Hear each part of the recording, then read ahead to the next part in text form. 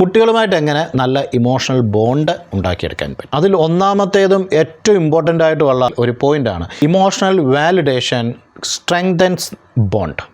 അതായത് അവരുടെ ഇമോഷൻ, കുട്ടിയുടെ ഇമോഷൻ എന്ന് പറയുന്ന, അതല്ലെങ്കിൽ മറ്റൊരാളുടെ ഇമോഷൻ എന്ന് പറയുന്നത് നമ്മൾ വാലിഡേറ്റ് ചെയ്യുന്ന, അല്ല അതിനെ നമ്മൾ അംഗീകരിക്കുമ്പോൾ, അതിനൊരു വാല്യൂ കൊടുക്കുമ്പോൾ ആണ് ഈ ബോണ്ട് എന്ന് പറയുന്ന ഒരു സാധനം ഉണ്ടാകുന്നത്. അത് എന്തുമാത്രം നമ്മൾ വാലിഡേറ്റ് ചെയ്യുന്നു, അല്ല എന്തുമാത്രം നമ്മൾ അതിന് വാല്യൂ കൊടുക്കുന്നു, അതനുസരിച്ച് ആ ബോണ്ട് കൂടിക്കൊണ്ടിരിക്കും. വളരെ സിമ്പിളാണ് ഇതിനെ മനസ്സിലാക്കാനായിട്ട്. നിങ്ങൾ നിങ്ങളുടെ ഒരു ഇമോഷൻ ഒരാളോട് പറയുമ്പം, ഷെയർ ചെയ്യാനായിട്ട് ആഗ്രഹിക്കുമ്പോൾ, ആ ആളത് റിജക്റ്റ് ചെയ്യുമ്പോഴാണോ, ആ ആളത് അക്സെപ്റ്റ് ചെയ്യുമ്പോഴാണോ ആ വ്യക്തിയുമായിട്ട് നിങ്ങൾക്കൊരു ബന്ധം തോന്നുന്നത്, ഒരു അറ്റാച്ച്മെൻറ്റ് തോന്നുന്നത്. നിങ്ങൾക്ക് ഫീൽ ചെയ്യുന്ന എല്ലാ ഇമോഷനെയും നിസ്സാരമായി തള്ളിക്കളയുന്ന ഒരു വ്യക്തിയോട് നിങ്ങൾക്ക് ഇമോഷണലി അറ്റാച്ച്മെൻറ്റ് തോന്നുമോ? ഒരിക്കലുമില്ല. ഇതേപോലെ തന്നെയാണ് കുട്ടികളും. പക്ഷേ ഇവിടെ പേരൻസിൻ്റെ പ്രശ്നം എന്ന് പറയുന്നത് കുട്ടികളെ തള്ളിക്കളയണം എന്ന് ആഗ്രഹിച്ചിട്ടല്ല ഇവരിത് വാലിഡേറ്റ് ചെയ്യാത്തത്.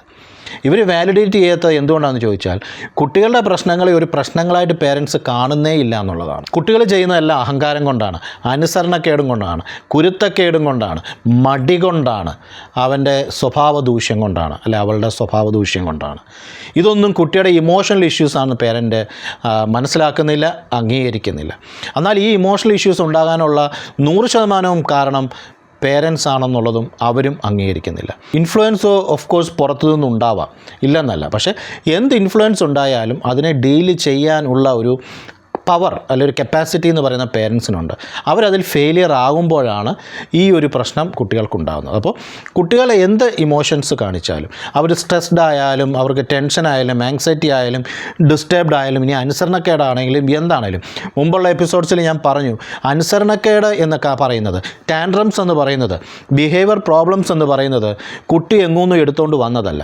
കുട്ടിക്ക് നിങ്ങളുമായിട്ടുള്ള കണക്ഷൻ പോയി എന്നുള്ളതിൻ്റെ അടയാളമാണ്. അപ്പോൾ കുട്ടികളെ എന്ത് ഇമോഷണൽ പ്രോബ്ലം കാണിക്കുമ്പോഴും നിങ്ങളുമായിട്ടുള്ള കണക്ഷൻ പോയി എന്നുള്ളതിൻ്റെ അടയാളമാണത്. അതുകൊണ്ട് ആദ്യം അവരുടെ ഇമോഷന് നിങ്ങൾ വാല്യൂ കൊടുക്കൂ, അതിനെ വാലിഡേറ്റ് ചെയ്യൂ, അതിനെ അക്സെപ്റ്റ് ചെയ്യൂ, ആ കുട്ടിയെ അതിൽ നിന്നും പുറത്തു വരാൻ സഹായിക്കൂ. അതായത് നിങ്ങൾ കൊടുക്കാനുള്ളത് ആ കുട്ടിക്ക് കൊടുക്കൂ.